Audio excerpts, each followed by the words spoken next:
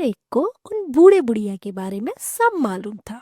वे दोनों हमेशा ही लड़ते रहते और दोनों बहुत जिद्दी थे। लेकिन ऐसा कोई भी दिन नहीं होता कि उन दोनों में से कोई भी दलिया बनाने को तैयार होता। बूढ़ा चिल्लाया, मुझे भूख लगी है, मेरे लिए दलिया बनाओ। बुढ़िया बोली, मैं नहीं बनाती, अपने आप बना लो। बूढ़ा कहता, क्या इसका मतलब तुम मेरे लिए दलिया नहीं बनाती? बुढ़िया जवाब देती, मेरा मतलब वही है जो मैंने कहा, और अगर तुमको यह भी जानना है कि मैं क्यों नहीं बनाती तो मैं वह भी बता दूंगी। बुढ़िया बोली, बूढ़ा बुड़बुड़ाता, मुझे नहीं याद मैंने कभी तुमसे यह पूछा कि तुम मेरे लिए दलिया क्यों नहीं बनाती। बुढ़िया बोली, कोई बात नहीं, तुमने नहीं पूछा तो ना सही, फिर भी मैं तुमको बता देती हूँ कि मैं आज दलिया इसलिए नहीं बना रही क्योंकि मुझे दलिये का बर्तन कल साफ नहीं करना है, तो मुझे भी नहीं करना।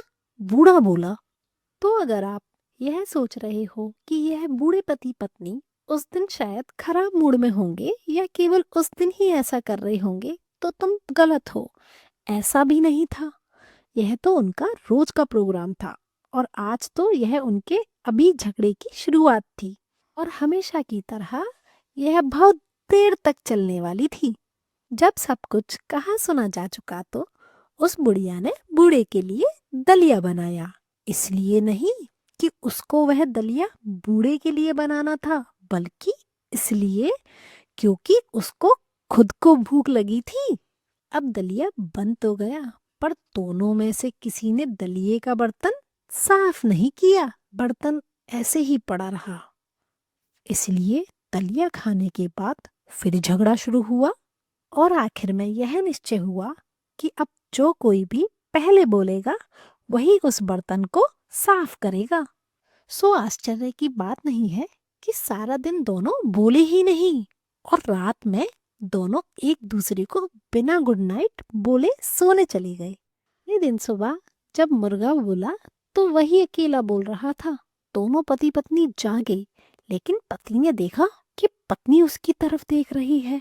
उसने भी अपनी पत्नी की तरफ देखा, लेकिन दोनों में से किसी ने एक दूसरे को गुड मॉर्निंग नहीं बोला।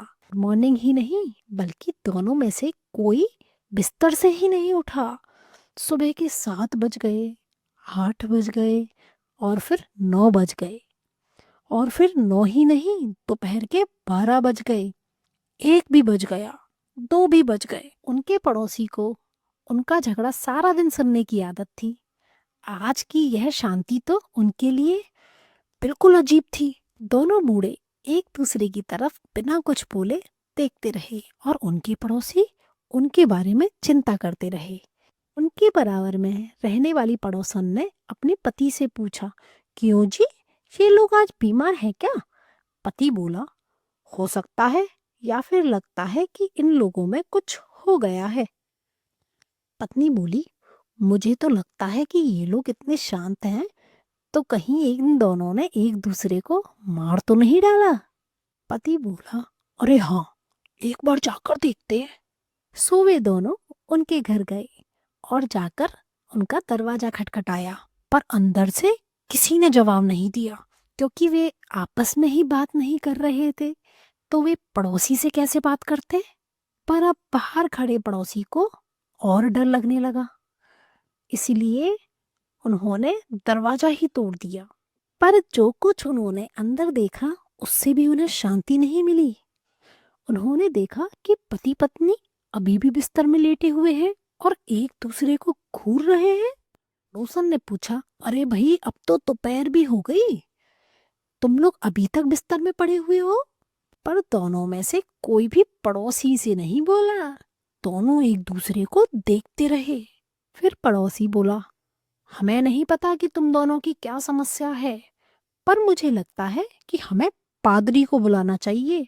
शायद तुम में से किसी को कन्फेशन करना हो, पड़ोसन बोली, या फिर शायद किसी का अंतिम संस्कार करना हो।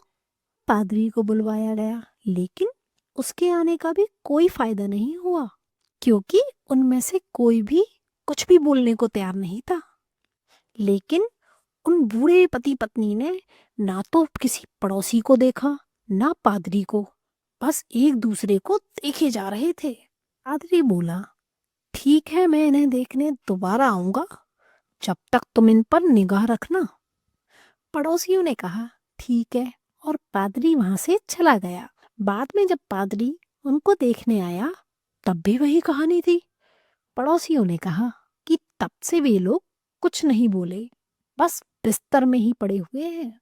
पादरी बोला, यहाँ किसी को रहने की जरूरत है जो इनकी देखभाल कर सके।